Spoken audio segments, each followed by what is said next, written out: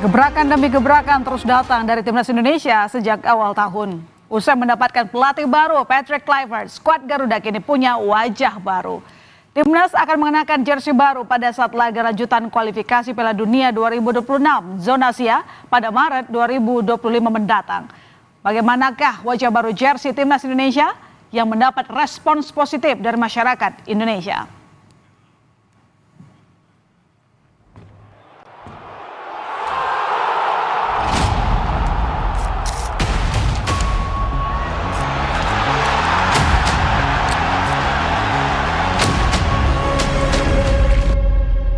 Dan inilah jersey baru timnas Indonesia diperkenalkan oleh Erspo.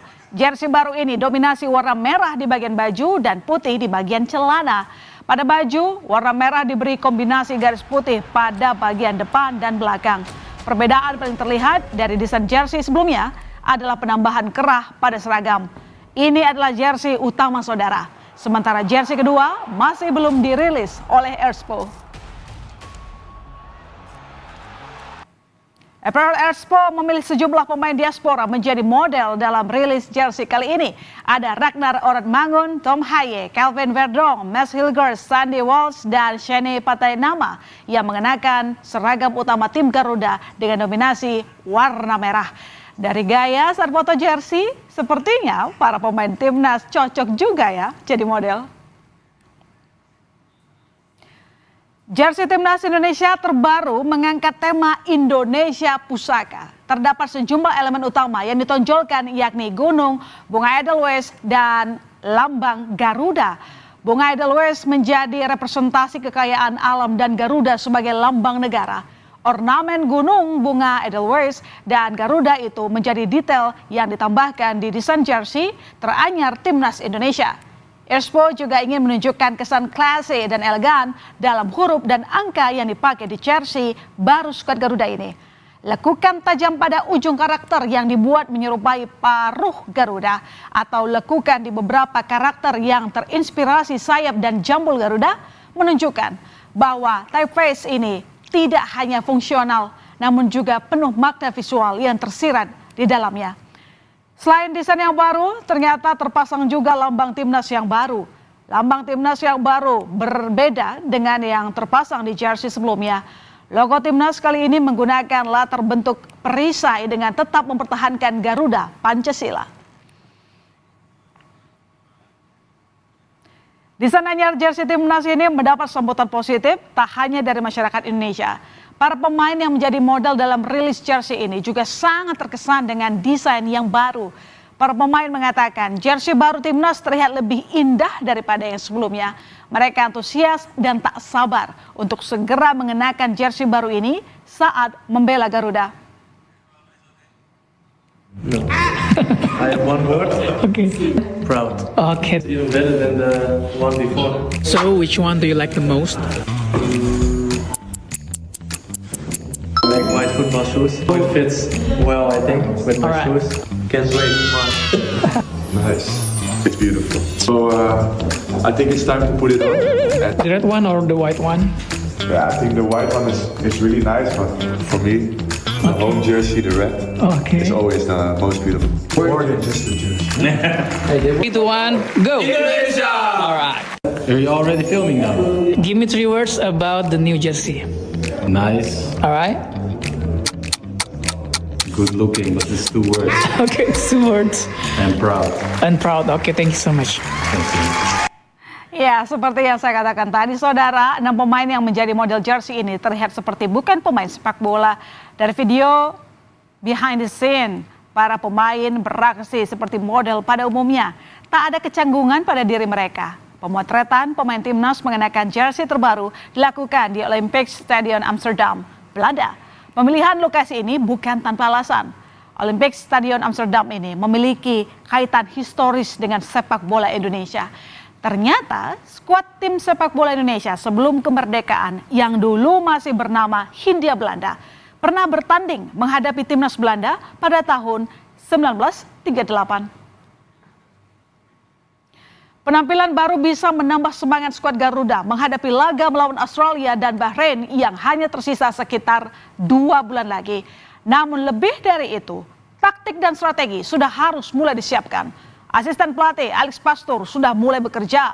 Di media sosialnya, Alex mengunggah sejumlah postingan yang terkait dengan Indonesia, seperti analisis laga Indonesia dengan Arab Saudi.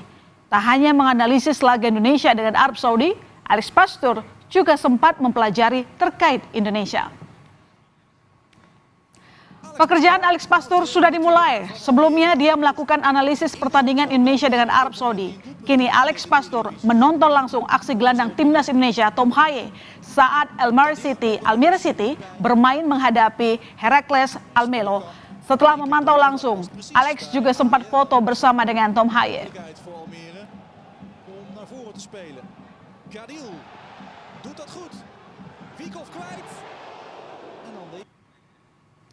Tak hanya Alex Pastoor, asisten pelatih Denny Lansat juga menganalisis pertandingan. Denny Lansat menganalisis pertandingan Australia melawan Arab Saudi. Analisis ini dilakukan karena Indonesia pada 20 Maret 2025 mendatang akan bertanding ke markas Australia.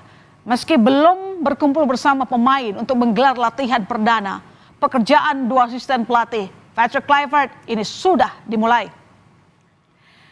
Di saat asisten pelatih lokal masih belum ditentukan, Alex Pastoor dan Denny Lansat terus belusukan di Belanda untuk memantau penampilan pemain timnas yang merumput di Eredivisie. Denny Lansat memposting pertandingan Jong Utrecht saat berlaga di kasta kedua Liga Belanda. Lansat memantau penampilan gelandang timnas Ivar Jenner kala membela Jong Utrecht saat bermain di Stadion Jodenbach melawan De Graafschap. Sebelum Ivar Jenner, Eliano Reinders lebih dulu dipantau oleh Denny Lansat kala Pexjole berjumpa PSV Eindhoven. Bermain penuh 90 menit dan mampu mengalahkan pemuncak klasemen Liga Belanda, menjadikan kredit poin bagi Eliano untuk masuk skuad utama timnas Indonesia. Sementara itu pemain timnas Marcelino Ferdinand tampil impresif dengan menyumbang 2 gol saat Oxford United Academy menang telak 6-0 atas Banbury United pada perempat final Oxford Shire Senior Cup. Ia mencetak gol kedua dan ketiga timnya masing-masing pada menit ke-15 dan ke-23. Penampilan cemerlang Marcelino Ferdinand ini menjadi sinyal positif sejak kedatangannya ke Inggris musim ini. Dengan waktu kurang dari 2 bulan, pelatih baru timnas Patrick Kluivert harus segera menyiapkan tim untuk membawa Garuda terbang lebih tinggi. Sejumlah pemain diincar untuk masuk timnas. Di antaranya ada nama Jero Redwold. Jero lahir di Belanda. Ia memiliki darah Manado dari sang nenek. Mantan gelandang Crystal Palace pernah menimba ilmu di akademi klub Belanda Ajax Amsterdam. Selain Jairo, ada nama Ole Romeni. Ole diketahui memiliki garis keturunan Indonesia dari ibu dengan neneknya lahir di Medan, Sumatera Utara. Berposisi sebagai striker, Ole Romeni adalah pemain yang kini dibutuhkan oleh timnas. Ole merupakan striker grade A yang diharapkan menambah kekuatan lini depan timnas. Pemain Oxford United ini diharapkan dapat menjalani debutnya bersama timnas Indonesia saat bertandang ke Australia. Nama Ole dan Jairo dipastikan akan menjalani proses naturalisasi. Menpora Dito Aryo Tejo menyebut pihaknya tengah berkoordinasi dengan DPR terkait naturalisasi Ole Romeni. Dito menegaskan Ole akan diambil sumpahnya sebagai warga negara Indonesia pada bulan ini. Kemarin surat dari Bapak Presiden sudah siap dan ini kami lagi tahap berkoordinasi dengan pimpinan DPR untuk segera diproses di DPR. Kapan akan diambil sumpahnya, Mas? Kapan akan diambil sumpah? Bulan ini. Bulan ini. Itu untuk Ole Romeni doang atau yang lain bagaimana? Sementara baru oleh. Baru Ole. Bulan ini tanggalnya? Akan kita pastikan. Sejak Indra Safri dipindah tugaskan menjadi pelatih timnas U20 hingga saat ini, kursi Direktur Teknik Timnas Indonesia masih kosong. Ketua Umum PSSI mengaku sudah mengantongi sejumlah nama yang akan dipilih menjadi Direktur Teknik Timnas. Banyak beredar nama-nama calon Direktur Teknik Timnas, mulai dari ex-asisten pelatih Liverpool, Pavin Linders, kemudian ada Louis van Gaal, kemudian Frank Wormuth, pelatih Persebaya Paul Munster, Indra Safri, hingga ex-pelatih Borneo FC, Peter Huistra. Namun hingga saat ini Ketua Umum PSSI belum memberikan bocoran nama calon Direktur Teknik Timnas. Posisi Direktur Teknik Timnas menurut rencana baru diumumkan Erik pada Februari 2025 mendatang. Setelah dipecat oleh PSSI, banyak orang mencari keberadaan Sinteyong. Ternyata Sinteyong belum pulang ke negara asalnya, Korea Selatan. Sinteyong terlihat melakukan sesi syuting film di daerah Subang, Jawa Barat. Sinteyong menyebut sejak dipecat oleh PSSI, ia banyak mendapat tawaran melatih. Namun ia enggan mengambil tawaran tersebut. ST menegaskan masih ada masalah yang harus diselesaikan dan ingin beristirahat sejenak. Apakah masalah yang disebut Sinteyong tersebut terkait negosiasi kompensasi pemecatan dirinya?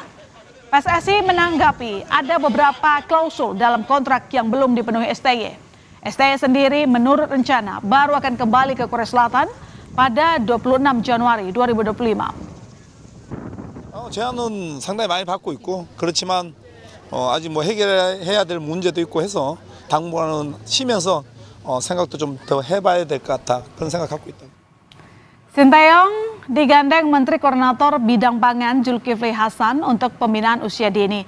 Keduanya sudah melakukan pertemuan untuk kerjasama tersebut. Sinteyong sendiri sudah mendirikan akademi sepak bola yang bernama Sinteyong Academy.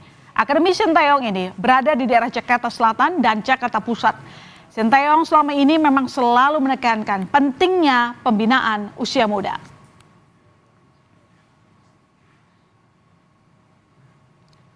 Timnas Indonesia mulai menyongsong era baru. Logo dan jersey baru bisa menambah semangat baru bagi para pemain saat membela Garuda. Semangat jersey baru diharapkan bisa membawa kemenangan timnas agar bisa lolos Piala Dunia.